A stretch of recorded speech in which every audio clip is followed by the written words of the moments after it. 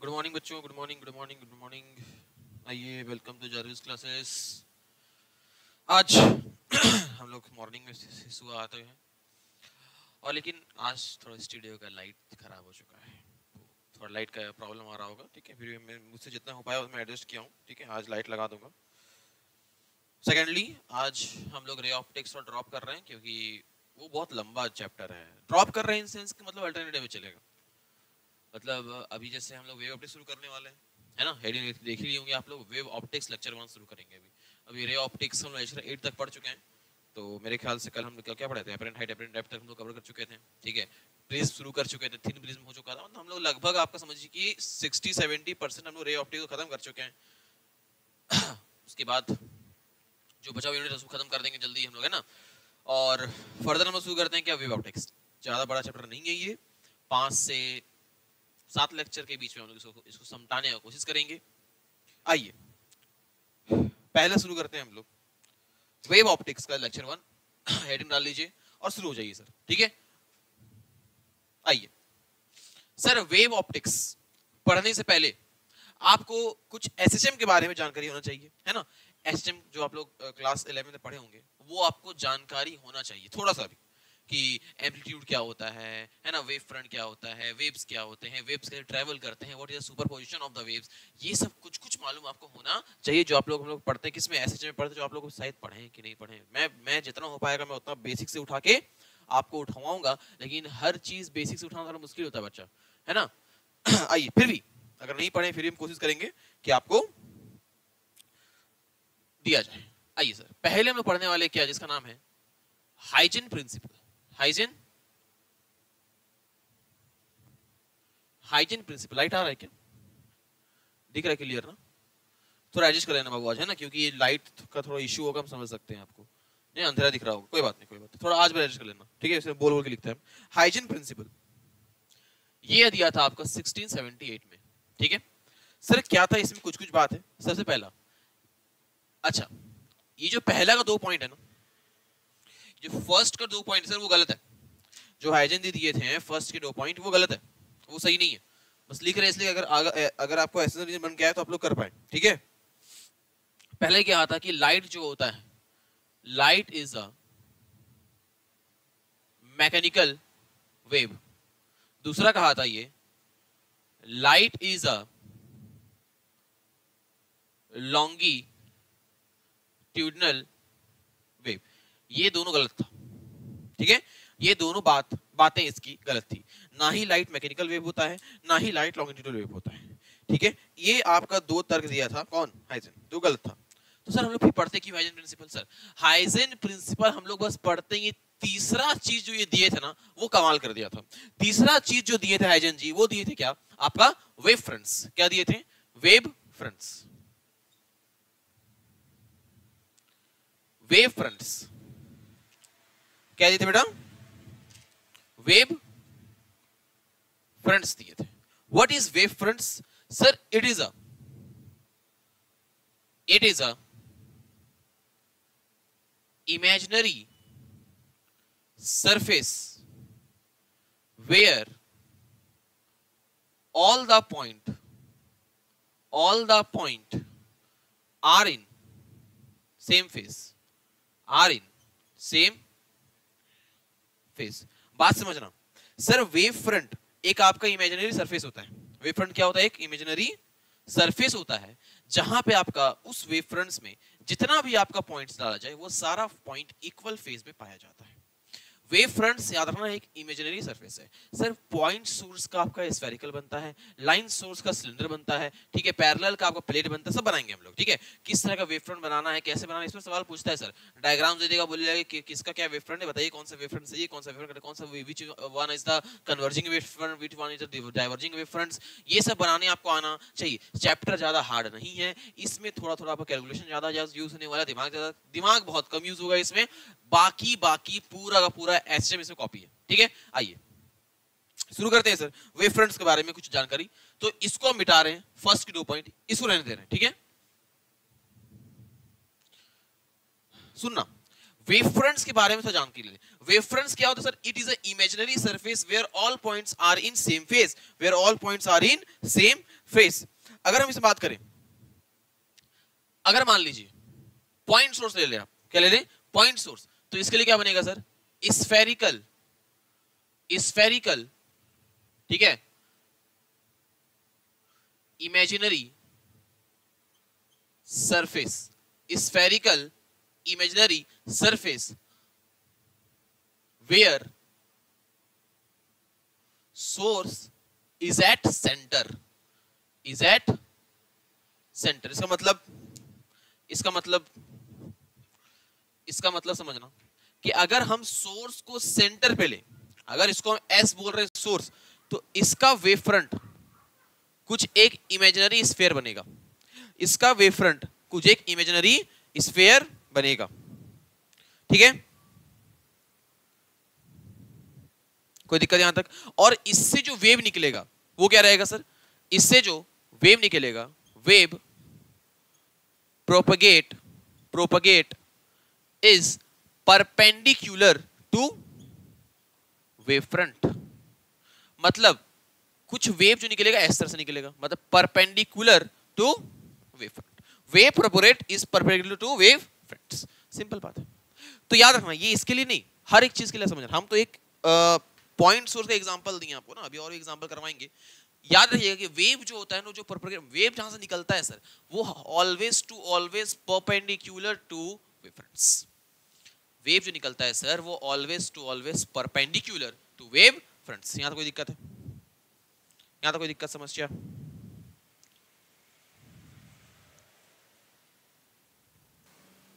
आइए कुछ wave fronts बना के देखा जाए, है ना, कुछ वेव फ्रंट्स बना के देखा जाए।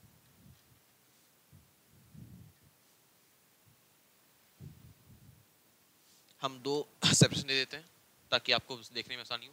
पहला सर पैरेलल बीम की वजह से, पैरेलल बीम की वजह से। दूसरा सर इनफिनाइट लाइन सोर्स की वजह से। सर पैरेलल बीम कुछ ऐसा जाएगा, पैरेलल बीम कुछ इस प्रकार जाएंगे, और पैरेलल बीम का जो वेव फ्रंट्स होगा, सबसे पहले याद रखना कि वेव फ्रंट्स का यही था सर कि हर एक पॉइंट उसका सेम फेस पे होता है, ठीक है। तो अगर हम यहां पर पॉइंट बनाएं, ठीक है, जो सेम फेस पे हो, और इसी से आपका क्या बनेगा, एक प्लेट लाइक स्ट्रक्चर का आपका वेव फ्रंट निकलता है। इस तरह से आपका एक वेव फ्रंट बनता है, ठीक है। ये क्या बन गया आपका वेव फ्रंट, ये क्या हो गया सर आपका wave front. This is your wave front which is perpendicular to wave, which is perpendicular to wave.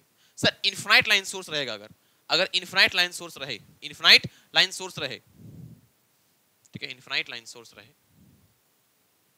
तो इसका जो वेव फ्रंट बनता है सर, वो बनता है आपका क्या, सिलेंड्रिकल। क्या बनता है, सिलेंड्रिकल। इससे जो वेव निकलेगा वो भी क्या रहेगा sir, perpendicular to wave fronts. This is your infinite source हो गया आपका, ये इनफिनाइट सोर्स हो गया सर, और ये आपका वेव फ्रंट हो गया सर। देख लीजिए, कोई दिक्कत यहां तक? बोलिए, कोई दिक्कत यहां तक? नहीं। आइए थोड़ा सा और,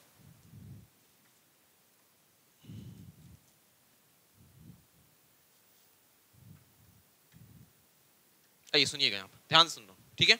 मान लीजिए सर कुछ इंपॉर्टेंट बात बता रहे हैं अभी हम। अगर ये आपका सोर्स है, पॉइंट सोर्स माने ना बेटा, तो इससे सर आपका कुछ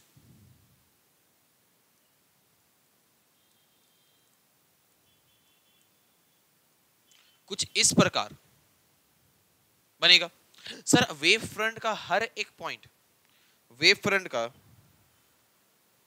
एक मिनट ना बेटा, कॉल आ रहा है बार बार, किसका, सॉरी डिस्टर्बेंस कॉल, सॉरी होगी बेटा। सोर्स का जो वेव फ्रंट बनेगा सर, हर एक पॉइंट आपका रहता है इसका इक्वल फेज में, ठीक है। हम कुछ पॉइंट्स बना रहे हैं, आप देखना अब क्या होता है सर, फर्दर क्या वेव फ्रंट बनेगा। हाँ sir, wave front further he बनेगा। सुनिए कैसे बनता है सर, जो पार्टिकुलर पॉइंट ना, हर एक वेव फ्रंट में जो पार्टिकुलर पॉइंट्स है, वो लोग एक अपना खुद का डॉटेड स्फेरिकल इमेजिनरी स्फीयर बनाते हैं सर। खुद का क्या बोल रहे हैं हम, समझो, खुद का डॉटेड स्फेरिकल इमेजिनरी स्फीयर बनाते हैं, जिसको हम लोग कहते हैं क्या, जिसको हम लोग कहते हैं आपका सेकेंडरी वेवलेट्स। क्या कहते हैं? Secondary wavelets. ठीक है, अब इस सेकेंडरी वेवलेट से एक और बनता हुआ यहां पर क्या? Wave front. फिर इस वेव फ्रंट का पार्टिकुलर पॉइंट में आ जाइए, फिर इस वेव फ्रंट का पार्टिकुलर पॉइंट में आ जाइए, फिर ये अपना बनाएगा क्या? फिर सेकेंडरी वेवलेट बनते हुए, फिर सेकेंडरी वेवलेट बनते हुए, सेकेंडरी वेवलेट बनते हुए, secondary wavelet, secondary wavelet, secondary wavelet, और फिर यहां से आपका क्या बनेगा? एक और। इस तरह से वेव, आप लोग अच्छे से बनाइएगा, ठीक है? अच्छे से, हम भी तो अच्छे से ही बनाए, ऐसा कोई बात नहीं, ठीक है? सेकेंडरी वेवलेट, इसको क्या बोलते हैं हम लोग? Secondary, secondary wavelets, secondary wavelets.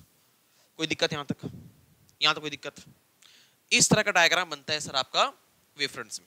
चलिए सारा डायग्राम कॉपी में लिखिएगा सर, हम भी एकदम स्पेसिफिक डायग्राम बना रहे हैं जो आपका आ सकता है, ठीक है? इस तरह का कॉमन सेंस है सर कि इसको क्या बोलते हैं, इसको बताने के लिए मुझे पूरा बनाना पड़ेगा। सेकेंडरी वेवलेट्स है, सेकेंडरी वेवलेट्स के थ्रू ही फर्दर वेव फ्रंट आगे बढ़ता है सर, ठीक है? और वेव ट्रेवल करता है। आगे सुनना। अब आते हैं दो चीज में। पहला कन्वर्जिंग, कन्वर्जिंग वेव फ्रंट, दूसरा डाइवर्जिंग वेव फ्रंट। कन्वर्जिंग और डाइवर्जिंग वेव फ्रंट समझना। कन्वर्जिंग मतलब सर कहीं पर सोर्स होगा जिस पर तुम्हारा वेव कन्वर्ज हो रहा होगा, मतलब उसकी तरफ आ रहा होगा, तो इस पर जो वेव फ्रंट बनता है सर वो कुछ इस तरह से बनता है, कुछ इस तरह से बनता है, कुछ इस तरह से बनता है। इसको बोलते हैं कन्वर्जिंग वेव फ्रंट्स। डाइवर्जिंग मतलब कोई सोर्स होगा जिससे वेव भाग रहा होगा, जिससे वेव भाग रहा होगा। इसमें जो बनता है कुछ इस तरह से बनता है, कुछ इस तरह से बनता है। इसको बोलते हैं diverging wave front. This is your converging wave front. इसको कन्वर्जिंग, इसको डाइवर्जिंग, इसको कन्वर्जिंग, इसको diverging. This is the both of wave front. आपके सामने एक कन्वर्जिंग है और एक डाइवर्जिंग है। दोनों वेव फ्रंट आपको होना चाहिए याद, ठीक है? आगे बढ़े, आइए कुछ और बातें। हेडिंग डालना बाबू। Draw wave front for the flowing ray diagram.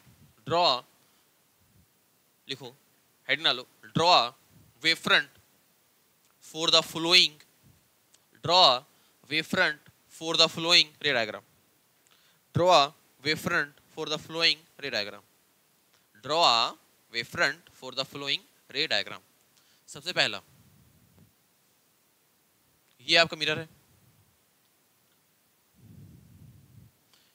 यहां से आपका रे डायग्राम कुछ इस तरह से बनता हुआ, ठीक है? यहां कहीं ना कहीं इमेज बनेगा, ठीक है? अब ड्रॉ करना तो उसका वेव फ्रंट, ध्यान से देखना, ध्यान से देखिएगा सर। ये देखिए डाइवर्जिंग वेव है, डाइवर्जिंग दिख रहा है हमको, तो इसका वेव फ्रंट कुछ ऐसे बनेगा। हाँ सर, इसका वेव फ्रंट कुछ ऐसे बनेगा, डाइवर्जिंग। अच्छा, ये कहीं कन्वर्जिंग होता हुआ जा रहा है, ये कहीं कन्वर्जिंग होता हुआ जा रहा है, देखो देखो, तो इसका कन्वर्जिंग बना दो, इसका कन्वर्जिंग बना दो, कुछ इस तरह से, कुछ इस तरह से, ठीक है? This is your wave fronts, है ना, फॉर द फॉलोइंग रे डायग्राम। और एक देते हैं, और एक सेकंड।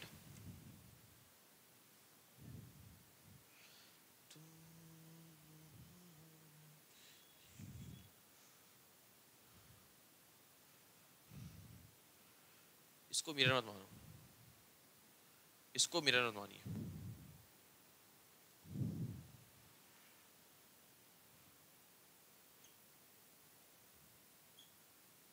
चलिए सुनो, जाइए, देख रहे हैं ध्यान से, ये पैरेलल है, ये क्या है? पैरेलल है। तो पैरेलल के लिए जो वेव फ्रंट बनता है वो कैसा बनता है? प्लेट। हो गया सर। ये क्या है? कन्वर्जिंग है, तो कन्वर्जिंग है कुछ ऐसे। सर ये क्या है? डाइवर्जिंग है, डाइवर्जिंग कुछ ऐसे। खत्म हो गया, खत्म। तो इस तरह से आपको वेव फ्रंट्स बनाने आना चाहिए, ठीक है? आइए, तो अब शुरू करते हैं हम लोग सबसे मजेदार टॉपिक। अब तो हो गए, बेसिक चीज हो गया, वेव फ्रंट हो गया, इंट्रोडक्शन देख लिए, ड्रॉ वेव फ्रंट कर लिए है ना। अब आते हैं चैप्टर का शुरुआत यहाँ से होता है सर, चैप्टर का शुरुआत यहाँ से होता है। यार बोर्ड तुम लोग को हम समझ रहे हैं कि तुम लोग को हम दिख रहे हैं ठीक, लेकिन बोर्ड में बहुत ज्यादा लाइट आ रहा है ना। प्लीज बाबू आज भर एडजस्ट करो, बस आज भर है ना, प्लीज प्लीज प्लीज है ना। कल से हम एकदम सुधार देंगे इसको। क्या करें यार, लाइट नहीं चल रहा है।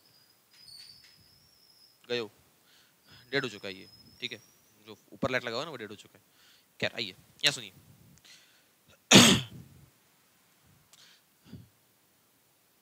सुपर पोजिशन, सुपर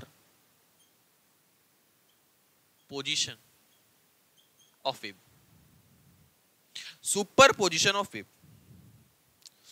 ठीक है, सुपर पोजिशन ऑफ वेव। सुनना, पहले मान लो हमारा E1 इलेक्ट्रिक फील्ड है, E01 क्या है मेरा, एम्पलीट्यूड ऑफ इलेक्ट्रिक फील्ड, ठीक है। E01 साइन ओमेगा टी, हम E2 मान रहे हैं, E02 sine omega T plus 5, ठीक है। इस तरह का हम दो इक्वेशन मान लिए आपका। सर इसमें जो आपका फाई है वो क्या है सर, फेज डिफरेंस है। क्या है, फेज डिफरेंस है। जो मेरा सुनो फेज डिफरेंस है, क्या है, फेज डिफरेंस है। फाई मेरा क्या है, अरे फेज डिफरेंस क्या होता है, इन दोनों में कितना का फेज डिफरेंस है, फाई का ही ना है यार, सिर्फ और सिर्फ फाई का ही फेज डिफरेंस यहाँ पर हमको दिख रहा है। अगर यहाँ पर हम ई रिजल्टेंट निकालें, क्या निकालें, ई रिजल्टेंट, इस दोनों का रिजल्टेंट निकालें तो क्या करेंगे sir, under root of E01 का स्क्वायर प्लस E02 का square plus 2 E01 E02 cos phi, vector में पढ़े होंगे आप लोग है ना। अच्छा आपको ये मालूम होगा, ये ऐसे का पार्ट यहाँ लिख रहे हैं, इंटेंसिटी जो होता है, इंटेंसिटी जो होता है वो डायरेक्टली प्रोपोर्शनल होता है किसी भी एम्पलीट्यूड का स्क्वायर के। क्या बोले हम, intensity is directly proportional to amplitude का स्क्वायर। हम यहाँ पर लिख रहे हैं A0 का स्क्वायर, ये आप लोग पढ़े होंगे। तो यहाँ पर हम एम्पलीट्यूड किसको माने हुए हैं, E0 को, तो क्या हो जाएगा, I is directly proportional to E0 का स्क्वायर। कोई दिक्कत यहाँ तक नहीं। अच्छा अगर इस रूट को इधर ले आए, अगर इस रूट को इधर ले आए तो क्या हो जाएगा सर, E रिजल्टेंट का whole square is equals to E01 का स्क्वायर प्लस E02 का square plus 2 E01 E02 cos phi. कोई दिक्कत, इसको मिटा रहे हैं सर। अभी आप बताएं कि ई का स्क्वायर मेरा आई के बराबर है, तो सर क्या आएगा यहां से, आई रिजल्टेंट, ठीक है, ई स्क्वायर है तो आई रिजल्टेंट आ जाएगा, I01 plus I02 plus 2 under root of I01 I02 cos phi. बेटा यहाँ E01 E02 है ना, E01 E02, तो यहां से तुम निकालना चाहो तो यहां से मेरा E0 क्या आ जाएगा, अंडर रूट आई के बराबर है ना। E0 क्या आ जाएगा, अंडर रूट आई के बराबर, वही तो किया, I01 I02। कोई दिक्कत, कोई दिक्कत नहीं, ठीक है। ये मेरा क्या आ गया, आई रिजल्टेंट, इंटेंसिटी का रिजल्टेंट यहां पर आया। कोई दिक्कत, छापिए इसको, छापिए बेटा इसको। आइए, हो गया सुपरपोजिशन, आप लोग समझ चुके होंगे है ना। ये भी पुरानी बात ही हम लोग की है, अभी तक कोई नया बात इसमें नहीं की है हम लोग। अब नया बात शुरू करते हैं।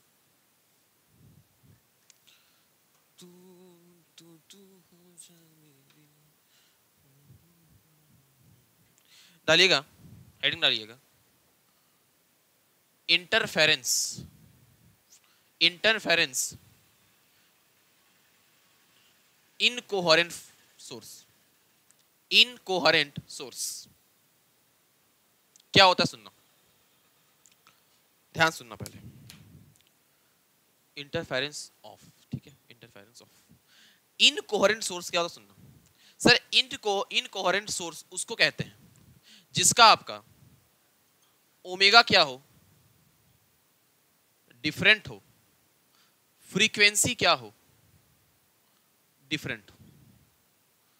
क्या आप लोग जानते हैं कि फ्रीक्वेंसी जो होता है अगर उसको डिफरेंट करना है तो सोर्स को डिफरेंट करना पड़ेगा। हम पढ़ाते अभी से नहीं, बहुत पहले से आ रहे हैं कि frequency is the source dependent, frequency is the source dependent, frequency is the source dependent. तो अगर फ्रीक्वेंसी चेंज हो रहा है तो सोर्स भी क्या हो रहा होगा, चेंज हो रहा होगा। तो मान लीजिए सर ये सोर्स 1, ये सोर्स 2, इसका ओमेगा 1, इसका ओमेगा 2, दोनों से कुछ वेव ट्रेवल किया और यहां पर पहुंचा। सर यहां पर पहुंचा तो E1 आएगा और E2 आएगा। सर E1 जो आया वो आया E01 sine omega 1t plus कुछ एंगल थीटा या फाई जो मानना मानिए, E02 sine omega 2t plus θ1 ये θ2, कुछ इस तरह का मेरा दिखने को मिला। अब अगर इसमें आप हमसे पूछिएगा कि sir what is phi, phi is मेरा क्या था, फेज डिफरेंस था बेटा, फेज डिफरेंस था। तो ये मेरा फेज, ये मेरा फेज, ये मेरा फेज 2 फेज 1, तो फेज डिफरेंस क्या होगा, फेज 2 माइनस फेज 1। तो कीजिए एक बार जरा, तो फेज डिफरेंस निकालेंगे सर, तो करेंगे omega 2t plus θ2 minus omega 1t plus θ1। Sir जब ये माइनस अंदर जाएगा तो प्लस का माइनस कर देगा सर। कीजिए एक बार, तो omega 2t plus θ2 minus omega 1t minus θ1। ठीक है, अब इसको रीअरेंज कर दीजिए, तो omega 2t minus omega 1t, ठीक है, और यहां पर प्लस θ2 माइनस θ1, यहां से t कॉमन ले लीजिए, तो क्या बचेगा, omega 2 minus omega 1t plus θ2 minus θ1। ये मेरा क्या आ गया, फेज डिफरेंस। क्या आ गया मेरा, फेज डिफरेंस। यहां तो कोई दिक्कत, फेज डिफरेंस आ चुका है क्या, omega 2 minus omega 1t plus θ2 minus θ1। ये हम लोग क्या पढ़ रहे हैं, इनकोहेरेंट सोर्स पढ़ रहे हैं। इनकोहेरेंट सोर्स में सवाल बहुत कम पूछता है बेटा, ये सवाल तब पूछेगा जब आपको सवाल को हार्ड करना होगा, और अभी आपको जो सिलेबस में नहीं है वो भी पढ़ के चलना है, रिस्क नहीं लेना है, रिस्क नहीं लेना है सर। हर एक चीज को बढ़िया से और तसल्ली से पढ़ना है। मानते हो कि नहीं मानते हो, चलिए आगे देखिए, आगे सुनिए, आगे सुनिएगा, इसको मिटा रहे बेटा है ना। अब बताना तुम हमको कि अगर हम ई रिजल्टेंट लिखें तो अभी भी क्या लिखेंगे हम, अंडर रूट ऑफ E01 का स्क्वायर प्लस E02 का square plus 2 E01 E02 cos phi. ठीक है सर, तो सर इसका इधर ले आएंगे तो मेरा ई रिजल्टेंट का जो स्क्वायर है वो क्या बन जाएगा, या फिर इसके अंदर लिखना है तुमको, फाई करना है इसके अंदर, क्या कर दो इसके अंदर, तो ये क्या बन जाएगा कुछ इस तरह से, E01 का स्क्वायर प्लस E02 का square plus 2 E01 E02 cos phi क्या आया है मेरा, फाई क्या आया है मेरा, सॉरी लाइट चली गया, अब ठीक है, फाई क्या आ गया मेरा, cos omega 2 minus omega 1 omega 2 minus omega 1t plus θ2 minus θ1। इस तरह का कुछ मेरा इक्वेशन बनता हुआ दिखता हुआ। ठीक है, याद करने की जरूरत नहीं बेटा, पढ़ने का कोशिश कीजिए यहाँ पर समझने का। ठीक है, और अब आगे अगर यहां से आप इसको इधर ले आए, इसको इधर ले आए, तो ई रिजल्टेंट का होल स्क्वायर मेरा क्या आ जाएगा, E01 का स्क्वायर प्लस E02 का square plus 2 E01 E02 cos omega 2 minus omega 1t plus θ2 minus θ1। Sir हमको पता है कि आपने पढ़ा कि I इज E0 स्क्वायर का प्रोपोर्शनल, तो यहाँ क्या आ जाएगा, I इज इक्वल्स टू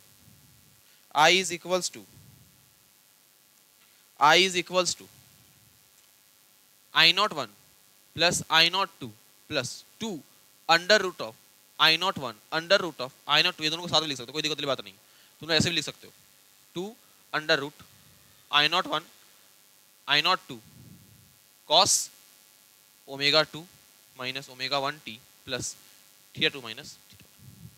ये जो इंटेंसिटी आया है ये आया है किसके लिए, कोहेरेंट सोर्स के लिए। किसके लिए आया है, कोहेरेंट सोर्स के लिए, incoherent, sorry my mistake, incoherent source के लिए। किसके लिए आया है, इनकोहेरेंट सोर्स के लिए, है कि नहीं, है ना। आइए तो अब इनकोहेरेंट सोर्स हो गया है, अब पढ़ाना है कोहेरेंट सोर्स। क्या पढ़ाना है, कोहेरेंट सोर्स। आइए, अच्छा अगर इसमें कोई तुमसे बाय चांस अगर पूछ दे आई एवरेज कुछ नहीं करना, I01 प्लस I02 करना, ठीक है, दोनों को जोड़ देना। आइए चलिए हेडिंग डालिएगा, interference of coherent source, interference of coherent source.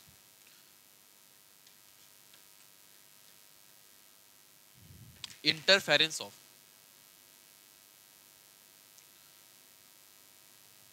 Coherent source, interference of coherent source.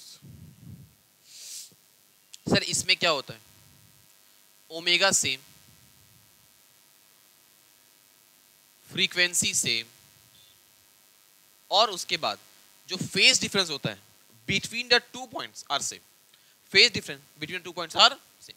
ठीक है, सुनिएगा, अगर मान यहाँ सोर्स 1 और यहाँ सोर्स 2 वेव ट्रेवल किया, कहीं यहाँ पर पहुंचा, तो यहाँ पर E1 आएगा, E2 आएगा। E1 आया आपका E01 sine omega T plus kx1, या फिर माइनस kx1 ले लीजिए, माइनस kx1 प्लस थीटा 1। यहाँ आया आपका E02 sine omega T kx2 plus theta 2। अब समझना यहाँ पर, ये तो बहुत सिंपली हम एक वेव का इक्वेशन लिख दिए हैं बस। माइनस प्लस कुछ भी ले सकते हैं, कोई दिक्कत वाली बात नहीं है। अगर आप लोग को डेरिवेशन में दिक्कत है तो आप लोग वहाँ पर प्लस भी ले सकते हैं, इसमें कोई दिक्कत वाली बात नहीं है। ठीक है सर, यहाँ पर आप यहाँ पर ध्यान समझिएगा, ध्यान समझिएगा। E1 क्या आया मेरा, E01 sine omega T minus kx1 plus theta 1 plus theta 2। अब समझना, यहाँ पर तुम अगर यहाँ पर लिखने जाओगे फेज डिफरेंस, क्या लिखने जाओगे, फेज डिफरेंस फाई, तो क्या करोगे तुम बताओ, इसको इसमें घटाओगे, इसको इसमें घटाओगे, तो सर ये तो कैंसिल हो जाएगा क्योंकि दोनों सेम है। ये क्या आएगा सर, k कॉमन आएगा और x2 माइनस x1 आएगा। देखो तो यहाँ पर क्या आएगा, k कॉमन आएगा और क्या आएगा x2 माइनस x1, और तुम्हारा क्या आएगा एक प्लस थीटा 2 माइनस थीटा 1। ये कैंसिल हो जाएगा ना बेटा, सेम है ना, क्योंकि ओमेगा सेम है, ये माइनस करने में कैंसिल हो जाएगा। अब सुनो यहाँ पर ध्यान से, सर इन जनरल हम कह रहे हैं, इन देखो अगर जेई सवाल बनाएगा तो इस फॉर्मूला से सवाल बनाएगा, अगर अच्छा सवाल बनाने आएगा ना, औकात में अगर आया तो इसे बनाएगा। और मैक्सिमम टीचर को देखे हम ये बताते ही नहीं है भाई, ये गया तेल लेने, ना ना ना ना, वो इन जनरल मान लेते हैं। आप कैसे इन जनरल मान सकते हैं, क्या जरूरी है कि सवाल आपको इन जनरल देगा, नहीं, सवाल कुछ भी दे सकता है। अगर उस टाइम आपका कोहेरेंट सोर्स ले और थीटा 1 सेम ना दे तो मजा आ जाएगा बेटा, नहीं ना, इसलिए कभी ये गलती मत करना। तो अगर हम यहाँ कह रहे हैं in general, in general, in general, in general कह रहे हैं कि थीटा 1 मेरा थीटा 2 के बराबर होता है, थीटा 1 मेरा थीटा 2 के बराबर होता है, तब जो मेरा फाई आता है वो आता है k x2 माइनस x1, क्योंकि ये तो खत्म हो जाएगा ना, और इसी को बोलते हैं हम लोग k डेल्टा x। क्या बोलते हैं, k डेल्टा x। ऐसे में पढ़ के आए हो k is equals to 2 pi by lambda, तो यहां आ जाएगा आपका क्या, 2 pi by lambda into delta x। ये बहुत इंपॉर्टेंट फॉर्मूला है, 2 pi by lambda delta x। Phi is equals to 2 pi by lambda delta x। Phi is equals to 2 delta phi, sorry delta phi is equals to 2 pi by lambda delta x, 2 pi by lambda delta x।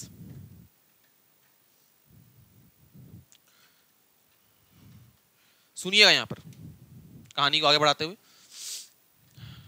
देखना यहाँ पर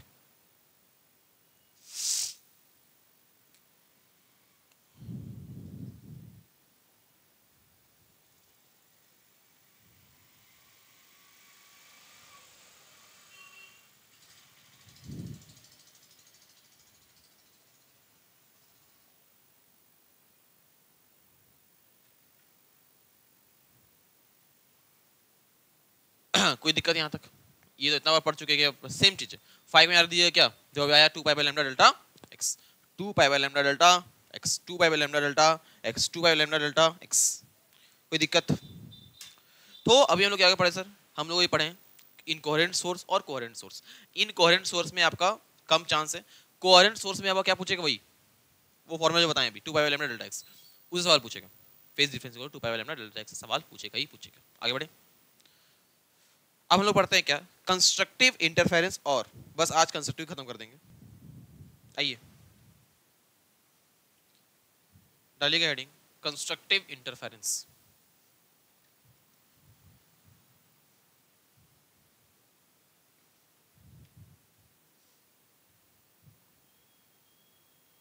constructive interference. Sir इसमें जो आपका ई resultant आता है वो max आता है, क्या आता है, मैक्स। फॉर्मूला बताइए मैक्स ई रिजल्टेंट का, अंडर रूट E01 का स्क्वायर, E02 का square 2 E01 E02 cos phi.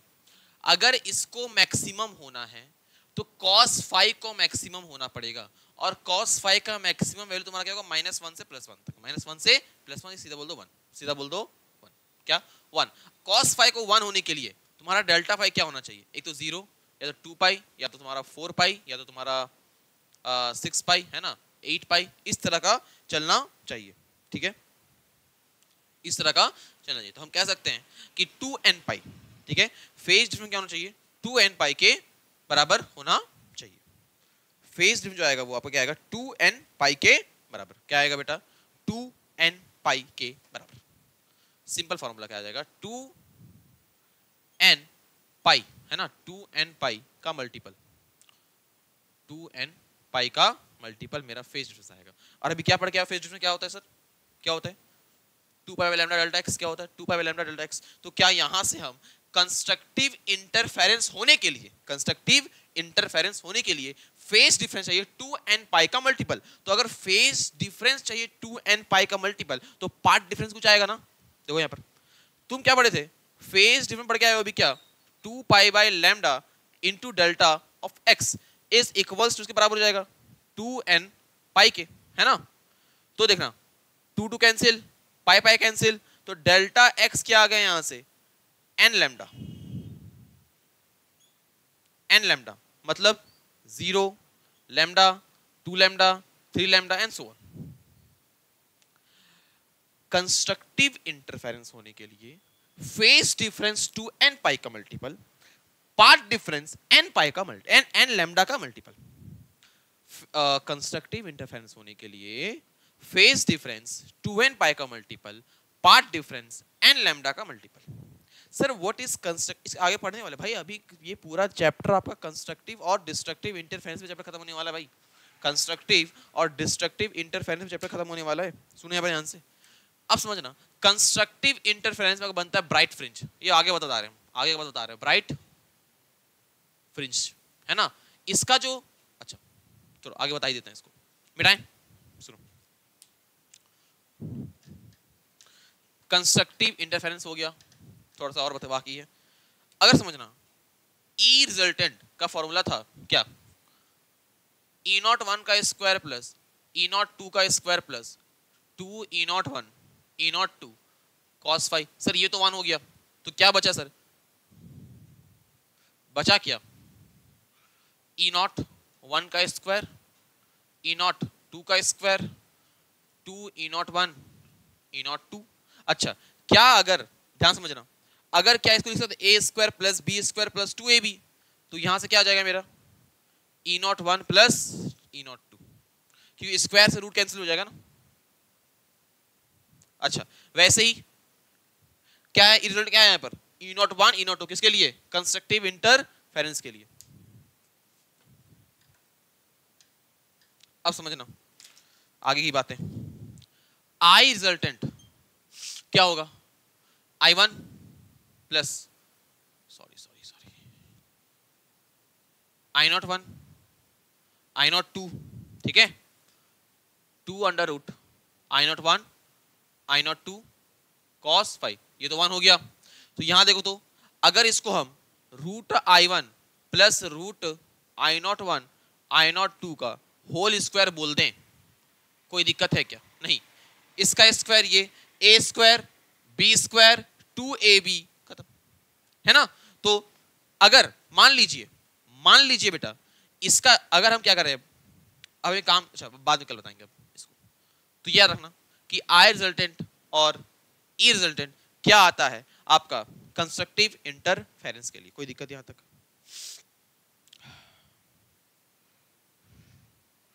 कोई दिक्कत। तो कल शुरू करेंगे हम लोग डिस्ट्रक्टिव इंटरफेरेंस, ठीक है। आज हम लोग बहुत अच्छा चैप्टर और बहुत हम लोग बेसिक चीज आज हम लोग क्या किए, बस बेसिक चीज का जानकारी लिए, व्हाट इज वेव फ्रंट्स है ना, हाइजेन प्रिंसिपल, ये सब के बारे में कुछ हम लोग जाने हैं, सुपरपोजिशन ऑफ वेव जाने हैं। तो ये सब आपको दिमाग में रिकॉल करते हैं, कल ये पढ़ के आइए, कल हम पढ़ेंगे डिस्ट्रक्टिव इंटरफेरेंस, इसी का पार्ट है डिस्ट्रक्टिव इंटरफेरेंस। फिर YDSC, भाई साहब इस चैप्टर का सबसे ज्यादा इंपॉर्टेंट पार्ट YDSC, उसको एकदम रटना है, ठीक है। चलिए कल आते हैं हम लोग, है ना।